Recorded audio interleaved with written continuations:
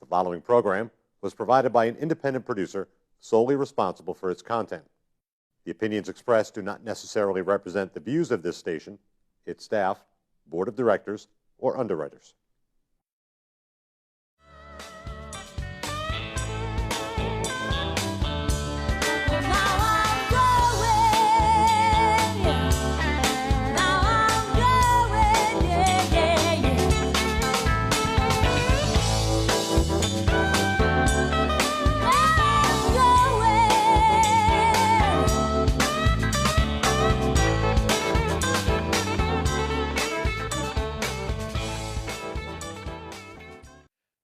Hello, ladies and gentlemen, and welcome to another episode of Frankly Speaking. I'm your host, Frank Saberic, and today we have a pretty exciting episode today, to say the least. We have with us an independent candidate for the race of New Hampshire Governor, Mike Gill. Mike, how you doing today? Good. And I think, well, especially people in Nashua, I think they're kind of familiar with you. If they're not familiar with your Facebook page, State of Corruption NH, which is an extremely popular Facebook page from what I can see. They're very familiar with you with your electronic billboard on Amherst Street to your facility mortgage specialist. And I guess it flashes like a sort of like a message there, like every 2 or 3 minutes of different It's things. an electronic message center. Electronic. And I have them in all of my offices. On all of your offices. Manchester has that big billboard. Plastow does too. Okay. So anyway, why don't you tell my audience, I know you appeared with like Kevin Avard on Speak Up or Speak Out, his show there, Yep. on various issues there, but now you're a candidate for governor. So why don't you tell my audience a little bit about yourself who don't know you and why you're running for governor, basically. Okay. Should I look at this camera here? No, look at me. Okay. Well, I've lived in New Hampshire my whole life. I'm 60 years old, and I started a mortgage specialist 27 years ago. We became the largest mortgage broker in the United States. I did training videos from Fannie Mae. Okay? In horse racing, I was considered the best handicapper in the world. Handicapper is someone, for instance, the closest simile is chess. Okay? Then I started buying the horses, and then I became the largest horse owner in the world, and I've won more races than any human being has ever lived. Okay, so I've done extraordinary things, all for being homeless, all from going to school to be a priest, right? But I've done all those things because with passion. I have to believe in what I'm doing. And what happened was I caught a Ponzi scheme. In fact, I was in this studio multiple times over the last years talking about FRM, a Ponzi scheme that happened. Well, they caught them in 07 and 08. But what it really did was show me the incrimination in the state. But the banking department were involved in it, the Ponzi scheme. Shaheen himself was involved in this. This was his Ponzi scheme. And the AG's office, AOT, they covered it up. Well, I'm the one who discovered it and brought it to the AG's office. Perlow, who then became your banking commission.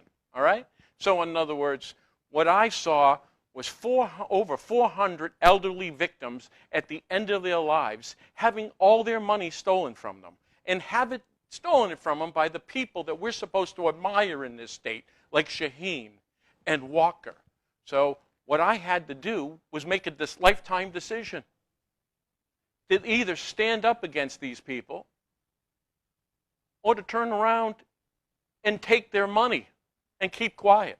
Now, I put the list on stateofcorruption.org. You can see in writing they offered me $50 million in writing and signed it. No one offers you $50 million for being wrong. You know who's on there? The New Hampshire Banking Department, because they're laundering drug money. Why else $50 million? So in other words, they also put pressure on my family. And they leveraged my ex to turn around and then I had to deal with the divorce court because she knew I wasn't backing down. Innocent spouse. So I've been fighting ever since. And they leveraged me with my children for all those years. So you know what I say? I say, my children are adults now. But for everyone else that have children, I am making a commitment. And I am going to, just as I put the passion to become the world champion of horse racing, the king of sports, from a guy that's homeless, I'm going to be that guy that brings this state down from the corruption. And what we're going to do is stateofcorruption.org. Unite those people, tens of thousands of people, 10,000, 20,000, 30,000. We become a watchdog group, and we turn around and say, if you're corrupt, we're going to go in your courtroom with cameras. We're going to investigate you. We're going to put you on public. The way to beat them is light on what they're doing wrong, and the fortitude behind it, and the mass, the numbers to beat them. So this is a winning formula, and that's why I decided to run for governor. I want to run for governor to turn around and say, you know what? We can beat these people. Okay, so this is a good segue to my next question here. One thing we got to admit, when we had the primary, the New Hampshire primary, what was it, back in February or January, whenever the heck it was? Yeah. Donald Trump Yeah. and Bernie Sanders, two quote-unquote outsiders, even though Bernie Sanders is a U.S. senator. But I would agree with you. Excellent. Outsiders. They did excellent in the New Hampshire primary. Well, they did good all over the country. So the question is, right? Okay. Ready? Why did they do good? Why'd they do good? You know why? Because everybody else is doing bad. Because they speak about corruption. You don't think Trump knows everything that's going on here? I know he knows because I gave it to him. You remember in Virginia when he turned around and said, called they are corrupt? They're all playing politics right now. You want to know the difference between me and them? Is I'm not playing politics. You know, I'll go right to your face and tell you you're corrupt. And I'll show the evidence and prove it. I'm not playing, and we're not taking prisoners. And that's the difference between me. My truth is never going to change whether you vote for me or not. Okay, so you're not that concerned about people. Well, I guess the knock on Trump right now, well, at least Hillary Clinton is trying to say that his temperament, he's not temperamentally fit to serve as President of the United States. What would you say to New Hampshire residents who would say Mike Gill doesn't have the temperament to be governor of New Hampshire? How about this? This is what I would tell you. The people who really know me, okay, ready? There wasn't many more generous people in this state than me. I gave more money to the Jimmy Fund than anybody in this state. I had my son throw out the first pitch with Donald Trump, by the way, at Fenway, right? I took care of we had a place in Nashua that took care of unwed mothers with children. I funded that, all right? So I didn't go around telling everybody I did it. You can go to the Wyndham, St. Matthew's Church, Wyndham. I would turn around. Anybody have issues with oil, presents, anything like Christmas, I became that for everybody in that town. So here's my temperament. My temperament is this. Ladies and gentlemen, we're in a fight for our lives. We've pretty much already lost the battle. I'm trying to start a new war. So in other words, the temper I have is the temperament of that warrior. I am not of this temperament. I fit the situation. Wake up, everybody. We are in an absolute fight. And that's what I do. Right? I don't back up. I don't back down. I didn't take their $50 million. You find me somebody else who won't take the $50 million.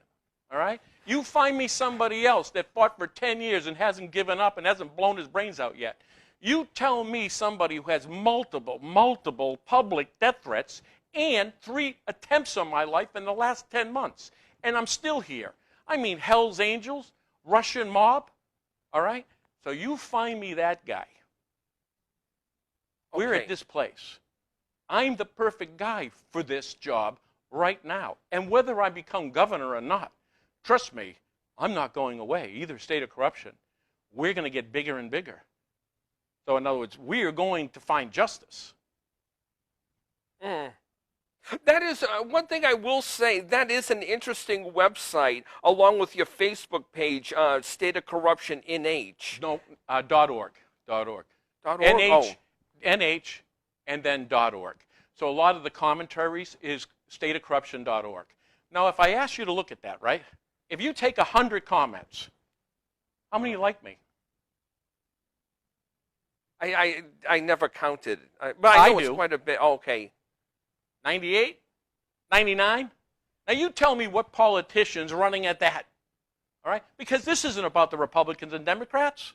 That's why I'm running for an independent. This is about corruption. They both sold their souls, particularly in this state. The law firms in this state has taken over. Shaheen and Gordon, they have a law firm. Shaheen, right? Ayotte comes from McLean. What do you think runs the show? These lawyers get into to be judges. The lawyers become politicians. They're the principals in their law firm. Can you say self-interest? Because they can. That's what's going on. They corrupt. They control the AG's office. Nothing gets investigated. You got to go through them. We only have the worst heroin problem in the country per capita. Now, I've lived here all my life. Now, why is that? I got the answer. See, that's what I do. I find the answer. So what's the answer? Why is New Hampshire? Geographically? No. Economically? Not really. No. So what? How about a friendly government who invites the corrupt, who won't arrest the corrupt, and they don't? Was it a couple of weeks ago they caught a pot grower, called him a kingpin. Really? You seen how many people dying? And they're not dying from pot. Kingpin. So let me just intervene here. You are you're not a Democrat or Republican. You are unenrolled on your ballot. I consider myself unenrolled, an independent, independent from all of them, right? Okay. An independent thinker. Okay. Now there's things that I agree on both sides. Yeah. And I think if we're all honest with each other, I'd say there's a lot of Republicans who believe in maybe marijuana, legalizing. I do. I mean, let's not legalize coke and heroin. That's fine. I believe in a woman's right to choose. Now, that doesn't follow certain Republican lines, but I believe in smaller government, right? I believe in helping the business owner. My idea in this state was to create jobs. For instance, this pot bill, you know what these guys are going to do? They're going to give it to the treatment center the drug dealers own. You think they'd give that business away? Are you kidding me? So you know what we do? We create licenses with citizens of the state. We help them. We educate them. We put them in business. Right? I have multiple ideas. Hey, you know what the one thing they said, this guy's a job producer? You think any of them, if you add all the people, all the politicians in this whole state, add them together, all the jobs they created, less than me. And just my couple of my companies. So how's that? And you know how I survived? With ideas. We can create, listen, I took two businesses based in the state of New Hampshire and made them the largest in the world. You know anybody else did that? No. And you know something? You're going to be waiting a long time before you find somebody else. So think about this. Why is a guy who had all this and done all this is accepting to lose it all? Every penny they can have it. They're trying to take the house. I don't owe anything on the house. Take it all. Yeah, that's how you got to win. That's how I got rich. You know how I got rich? The absolute sacrifice, to take fear out of the equation.